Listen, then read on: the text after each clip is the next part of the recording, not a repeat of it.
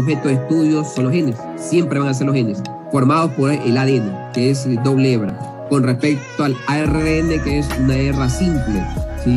Tras la transcripción, el ARN mensajero, el ARN ribosómico, los tres tipos de ARN, ¿verdad?, más comunes dentro de nuestras células, tienen su trabajo, su tipo de aporte para transmitir esos caracteres hereditarios y luego pues formar una estructura que permita funcionar adecuadamente en cada célula, ¿no? Y eso por supuesto son los rasgos genéticos que cada organismo tiene como tal. Entonces, dentro de este marco histórico de la genética, en 1865, el monje o el cura, como se le puede llamar, ¿verdad?, Gregor Mendel, observó que los organismos heredan caracteres de manera diferenciada en unidades básicas de la herencia denominadas genes, que él todavía, por supuesto, no entendía. Y nuevamente les digo, ¿no?, para que se den cuenta de que Gregor Mendel no es que era un máster ni era un doctor en genética, porque ni siquiera la palabra genética existía. Para que se den cuenta de que cuando una persona, ¿verdad?, simplemente trata de buscar la verdad, que no se conforma con lo que te diga un libro, no se conforma con lo que te puede decir un profesor, simplemente él buscó darle un sentido, por supuesto, me imagino que en ese claustro, ¿verdad?, tenía el tiempo necesario no solamente para rezar o fabricar queso, o fabricar hostias como ellos lo hacen, o algún tejido, o pedir por las almas del resto de pecadores, sino que también, ¿verdad?, se dedicó a observar lo que todos los seres humanos, pues de cierta forma somos unos observadores, somos unos curiosos. Y él, dentro de su ignorancia, porque así es, ¿verdad?, porque obviamente no existía ni siquiera la palabra genética, pues lo vuelvo a repetir, él no quiso quedarse con una sola respuesta. Él desarrolló un sistema que fue dilucidado inclusive hasta 100 años después.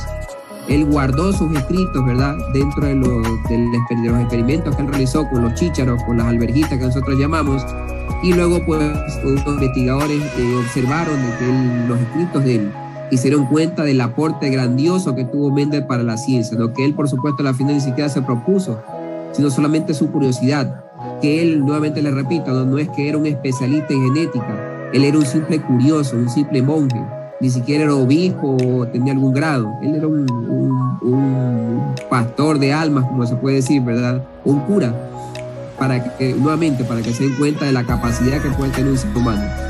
Bien, entonces el aporte de él es lo que vamos a ver a continuación, no sin antes también manifestar que en 1941 Tatum y George Wells demuestran que los genes, el ARN mensajero, codifican proteínas. Luego, en 1953, Watson y Crick, ¿verdad?, determinan que la estructura del ADN es una doble hélice en direcciones antiparalelas, polimerizadas en dirección 5' a 3'. No se olviden de eso porque eso es muy importante, ¿no?, la dirección en la que van siempre los genes. Y por supuesto el aporte también de algunos otros, como Sanger, Gilbert y Maxan en 1977, donde ya se secuencia completamente el genoma de un virus, ¿verdad?, que parasita bacterias, es decir, un bacteriófago. En 1990, bueno, ya se funda el proyecto Genoma Humano. Ya para esta época en los países desarrollados, Estados Unidos, Reino Unido y Alemania, ¿verdad?, junto con Francia, establecieron que la ciencia debería, ¿verdad?, de enfocarse ya con todo este antecedente en ver de qué estábamos formados exactamente, cuáles eran los genes que de pronto es lo que manifestaban nuestro fenotipo, ¿no? Y por supuesto, la ciencia como tal a nivel mundial, ¿verdad?, dio su aplauso porque en realidad es fantástico, ¿no?, saber exactamente pues cómo ser más altos, gordos, flacos, cabellos claros, ojos oscuros, etcétera, ¿verdad?, qué está detrás de ello y cómo es que se transmite, ¿no? Entonces fue muy interesante y muy recuerdo yo que en el 90 yo todavía estaba en la universidad, pues, y era algo muy plausible, ¿no? Era como que el boom, ver, conocer cómo es que estábamos hechos en definitiva, ¿no? Entonces, dentro de esto también, ¿verdad?, dentro de este marco, la hibridación de los ácidos nucleicos, como también Mendel aportó, es decir, entre el ADN y el ARN se combinan dos cadenas de ácidos nucleicos antiparalelas y consecuencias de bases complementarias con una única molécula de doble cadena, ¿no?, que ese es el ADN. Esto hace que si irradiamos la muestra con la longitud de onda con la que se absorben estas bases, 260 nanómetros, nm nanómetros, la absorción de energía será mucho menor si la cadena es doble que si se trata de cadena sencilla. Bueno, esto es una forma, ¿verdad? El segundo párrafo que les estoy leyendo es una forma o característica de definir, ¿verdad?, al ADN o al ARN. Entonces, los nucleótidos se unirán con sus complementarios, siempre, siempre, bajo condiciones normales. Adenina con timina, adenina con uracilo en el caso del ARN, citosina con guanina, guanina con citosina, timina con adenina y uracilo con adenina, ¿no? Siempre va a ser esa forma porque la estructura está establecida para que se unan ese par. Sí, no puede ser, no existe la forma, ¿verdad? No existe la mutación para que, por ejemplo, adenina se una con citosina, imposible. Ni adenina se una con guanina, imposible. Está bien hasta ahí, chicos. No sé si tengan alguna pregunta, por favor, hasta ahí.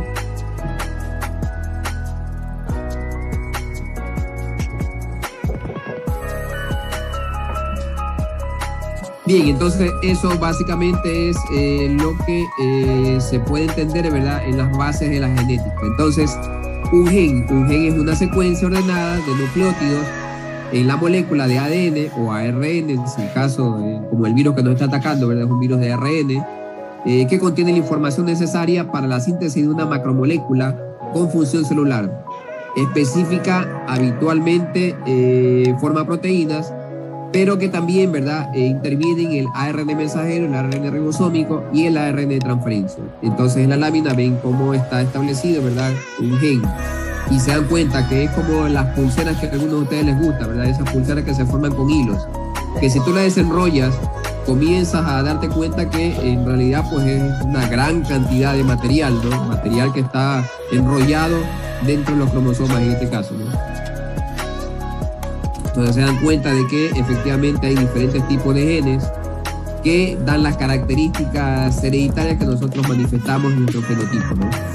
De ejemplo, tenemos gen 1, gen 2, gen 3, 4, etcétera, etcétera. Entonces, nuevamente, el gen, básicamente, ¿verdad?, es una unidad de almacenamiento de información genética y una unidad de herencia transmisible de generación en generación, ¿no? Los genes se disponen a lo largo de ambas cromátidas de los cromosomas y ocupan en el cromosoma un sitio, ¿verdad?, un determinado lugar, a lo que se llama locus, ¿sí?, o loci en plural. El conjunto de genes de una especie y por tanto de los cromosomas que los componen se denomina genoma. El conjunto de genes se denomina genoma. Los genes están localizados en los cromosomas en el núcleo celular, ¿no? Eso ya lo sabemos en las células eucarióticas. Bien, como también observan aquí, ¿verdad?, un cromosoma está dividido, ¿verdad?, en diferentes partes también para poderlos estudiar.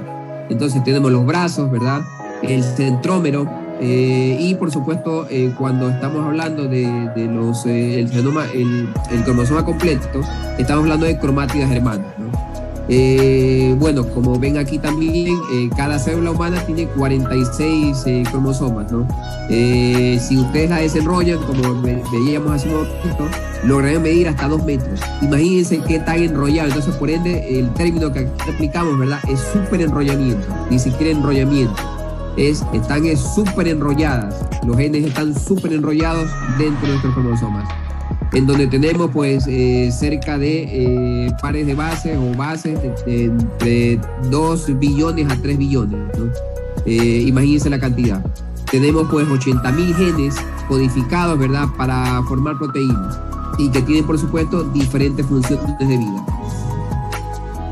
Entonces básicamente eso es lo que nuestros genes tienen, ¿no? Para asombrarse por supuesto, porque esto de que si desenrolláramos nuestros genes lograrían tener hasta los 2 metros, imagínense, ¿no?, la cantidad de información que hay ahí.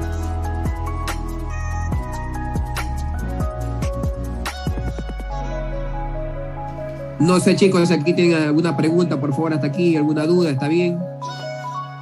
¿Duda, inquietud? Entendido. Y son unas estructuras que permiten mantener ese superenrollamiento.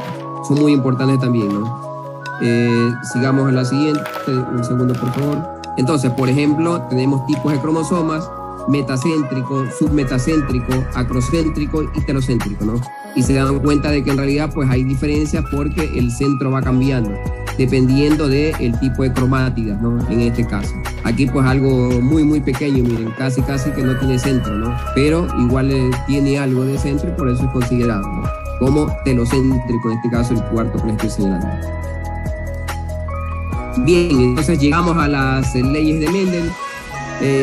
Mendel, pues en su primera ley menciona de que al observar nuevamente, ¿verdad?, este monje que era muy curioso, observó que existían, ¿verdad?, esas diferencias, esas variables que ahora llamamos también, donde los descendientes, al cruzarlos, ¿verdad?, los descendientes mostraban una característica y que en el siguiente cuadro pues se la puede observar, ¿verdad? Observaban de que el 100% de este cruce, ¿sí?, daba pues una uniformidad de características.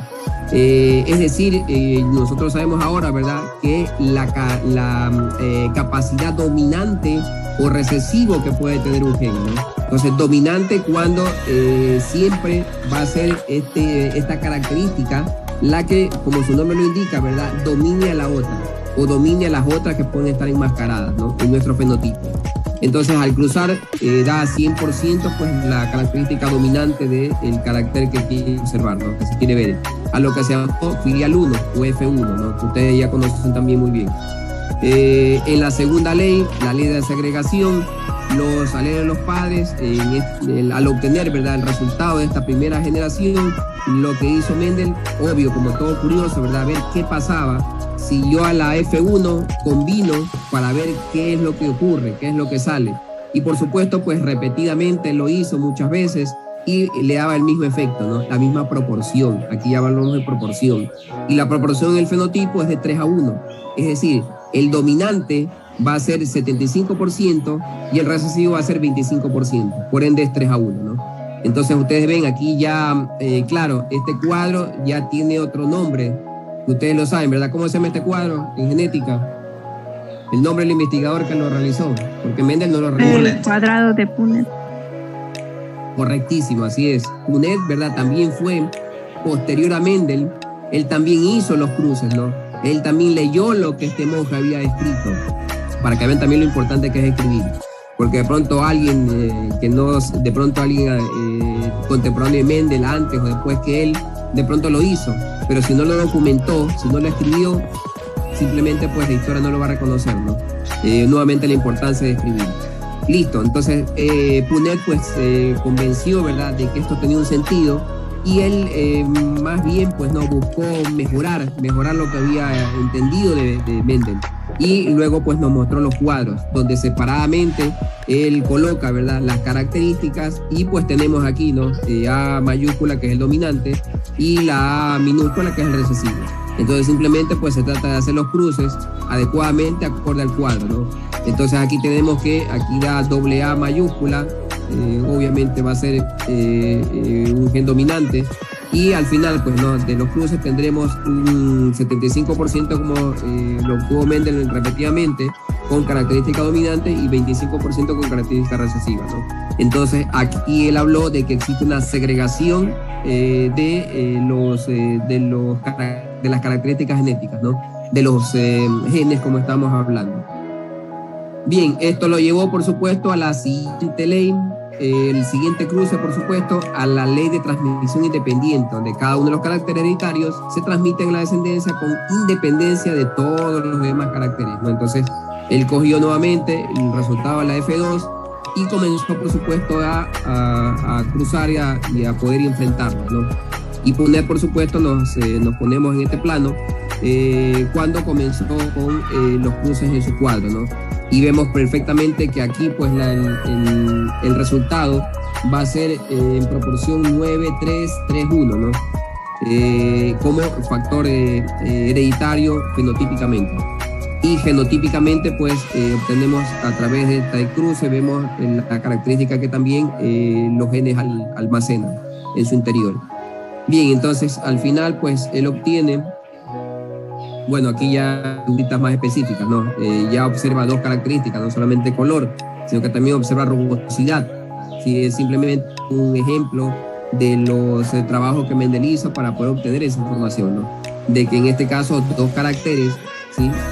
Color y rugosidad de esta planta de chícharos, pues nos puede también transmitir, ¿no? Cómo se transmiten independientemente del progenitor, ¿no? Simplemente por la información que se cruza. Bien, yo les había puesto también un problema, ¿verdad? Un problema que se trata de el cruce entre F1 y F2. Simplemente para que ustedes pudieran repasar lo que vieron en genética, ¿no? Bien, no sé si hasta aquí alguna pregunta, chicos, hasta aquí alguna duda, alguna inquietud.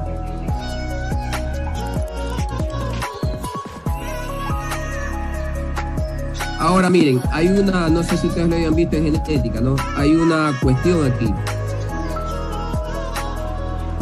Bueno, aquí si quieren podemos hacer un repaso también, ¿no? Veamos así la uniformidad, la comprobamos. Solamente observen, por favor, chicos, si quieren, por supuesto, preguntar, lo pueden hacer, pero es ya básicamente lo que ustedes conocen como... Entonces aquí teníamos la ley de la uniformidad, el dominante, ¿verdad? El carácter dominante y el carácter recesivo. A minúscula y A minúscula. Enfrentados en el cuadro de Punnett, pues simplemente siempre va a ir el carácter dominante con mayúscula y el carácter recesivo minúscula, ¿no?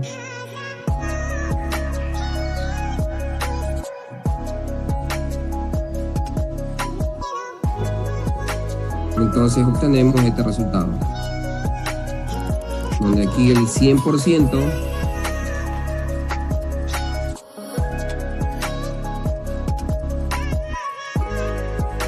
¿verdad? Entonces aquí asumimos que el 100% va a tener la característica dominante en el fenotipo.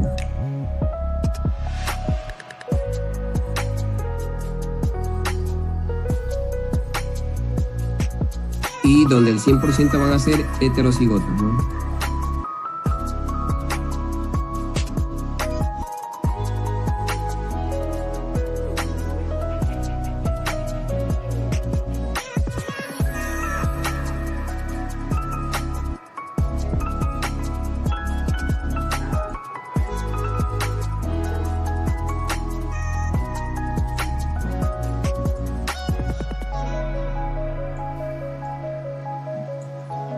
Y por supuesto hablamos aquí de uniformidad, por eso es que Mendel mencionó esta ley como uniformidad.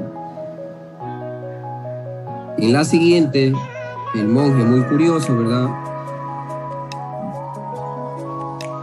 Esa curiosidad científica que todos tenemos. Entonces hizo cruzar al resultado de la F1. Entonces él hizo esto de aquí.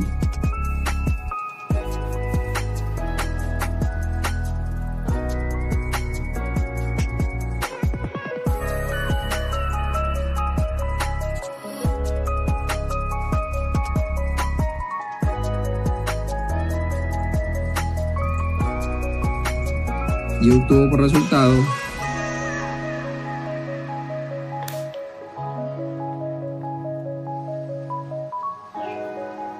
una proporción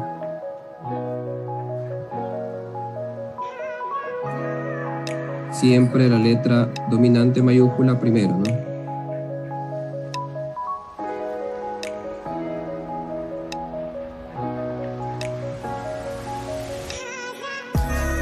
Estamos bien, chicos, ¿no? Entonces aquí decíamos de que había una proporción 3:1, en donde se observaba, ¿verdad?, que existía una segregación en los resultados, donde tenemos que este va a ser el dominante, ¿verdad? Es decir, 75%.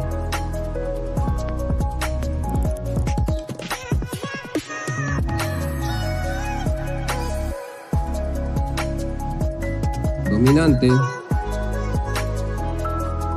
y el 25% recesivo.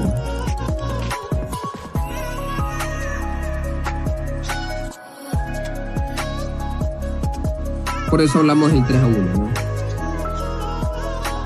Claro, aquí también, si ustedes, los genetistas, pues no les gustan dentro de sus informes colocar, ¿verdad? Aquí tenemos igual un 25%, dentro de este 75% hay un 25% que es homocigoto, dominante.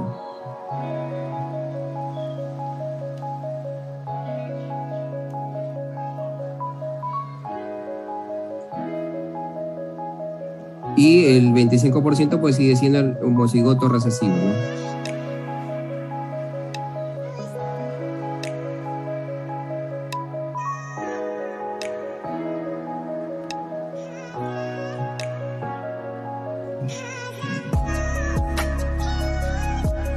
Es decir, si sumamos los dos, pues tendríamos 25 más 25, 50% de homocigotos.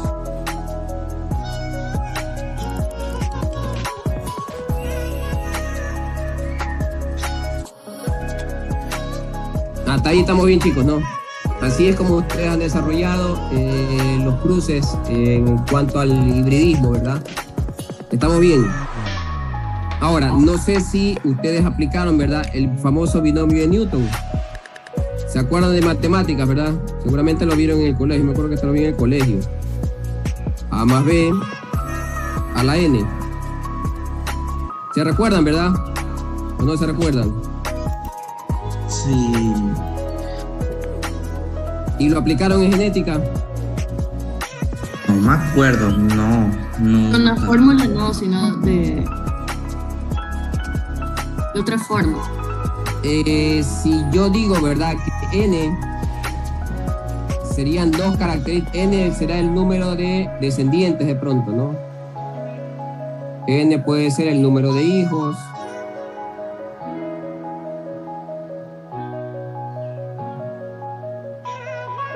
O también en los animales llamados camada, ¿verdad? Así es, ¿verdad?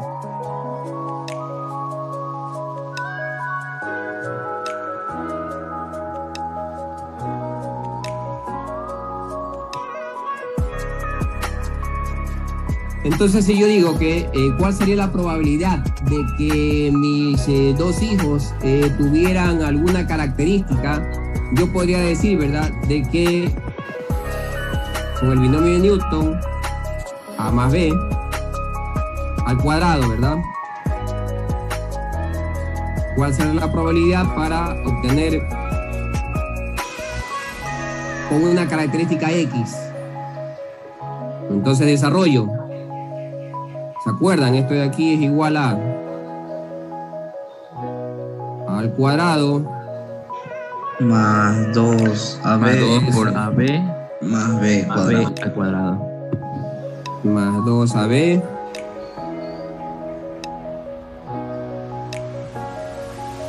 y más B cuadrado, ¿verdad? Así que el resultado, muy bien, son matemáticos también, perfecto. Para que vean que en biotecnología también necesitamos matemáticas. Bueno, ¿qué les parece, verdad? Si ustedes, en este caso, reemplazamos el A será igual a la A mayúscula, al dominante, y la B es igual al recesivo, que sería A minúscula, ¿verdad? Y reemplazamos los valores. ¿Cómo quedarían si reemplazaríamos los valores? Otra vez, miren, dense cuenta. Estén atentos, por favor, porque aquí necesito que se estén atentos. Aquí tendría, ¿verdad?, 2A mayúscula, porque estoy reemplazando, ojo, estoy reemplazando, más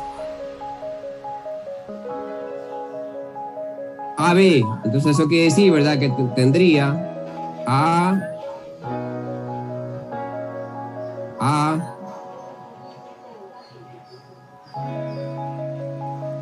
por A mayúscula y A minúscula, y más, reemplazo la B por A minúscula, tendría, ¿a qué se les parece?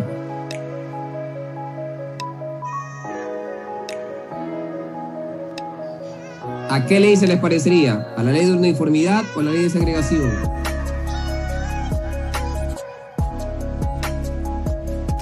A la La de segregación.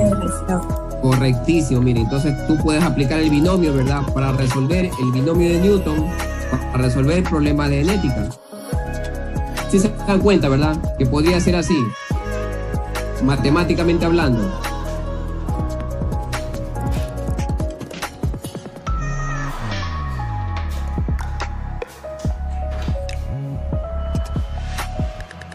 Ahora, si yo quiero 3 caracteres, a ver, hagamos un ejercicio aquí, que no sea el n que no sea 2, el n que sea 3, que yo quiero saber, ¿verdad? En mi descendencia, en la descendencia de mi camada, en lugar de 2, yo quiero saber, ¿verdad?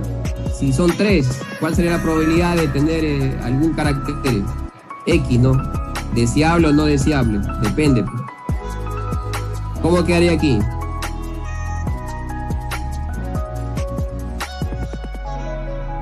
A ver, la primera al cubo. De eso. Más sería a al cuadrado y... No, creo que le falta el 3.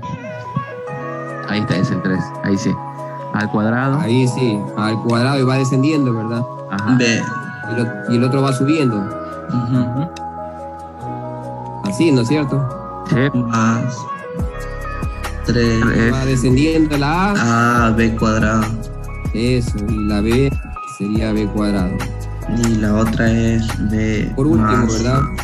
más b al cubo. B al cubo, correctísimo. Bien. Y claro, yo reemplazaría los valores, ¿verdad? Simplemente le puedo dar un valor, reemplazaría y obtendría una proporción. Y obtendría un resultado matemático que me permitiría, ¿verdad?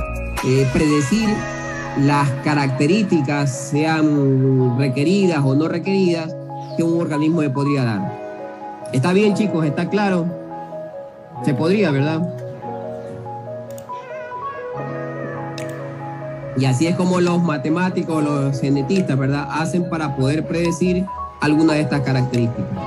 Bien, ¿y qué pasaría si la N, ¿verdad?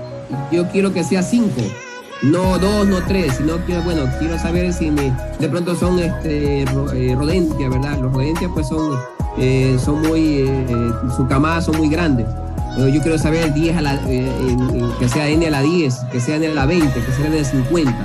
Y obvio que aquí ya no me ayudaría, ¿verdad? La memoria. Yo esto lo he hecho de memoria, pero la memoria pues no me va a dar y el papel tampoco para escribir. Bueno, un programa podría ser también, ¿no? Un programa estadístico me podría dar, ¿no es cierto? Pero aquí se aplica también, miren, otro artilugio matemático, que es el triángulo de Pascal. Entonces, déjenme borrar aquí un segundo, por favor, chicos. Y les voy a poner aquí el ejemplo del triángulo, ¿no? Triángulo de Pascal. Un segundo, por favor.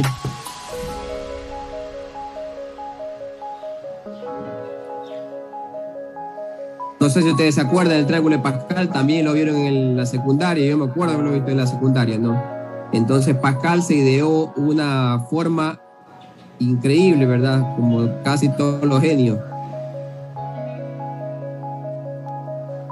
Nos dice lo siguiente, ¿verdad? Que los coeficientes, más o menos colocados en forma de un triángulo, ¿verdad? Con el 1 siempre, claro, el 0 no se escribe, el 0 se supone que también está acá a la izquierda, no se le escribe. Entonces aquí, ¿verdad? Yo tendría, si sumo los dos, 1 más 1 son 2. Y por supuesto aquí, ¿verdad? El lateral, que es el 1 siempre. 1 más 1, perdón, 2 más 1 son 3, ¿verdad? Y 2 más 1 son 3. Y siempre el 1 como lateral. Igual, 3 más 1 son 4, siempre el 1 como lateral. 3 más 1 son 4. 3 más 3 son 6.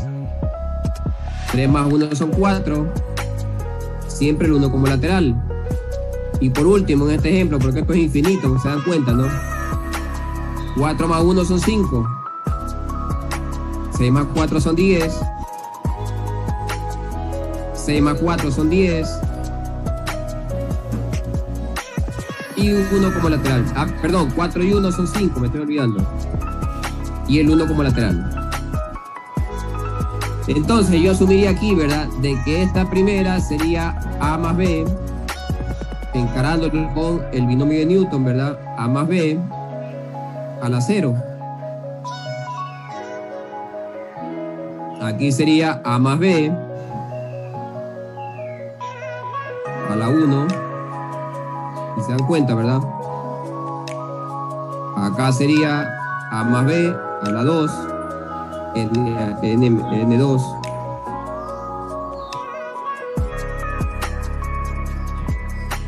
Acá sería A más B a la 3.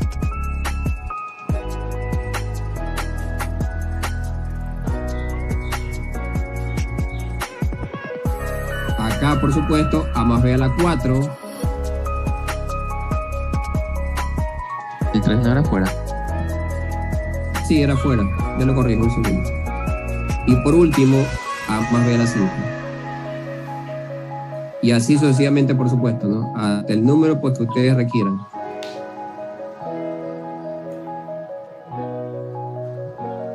¿Está bien? ¿Alguna pregunta, por favor, chicos? ¿Duda? Interesante, ¿verdad?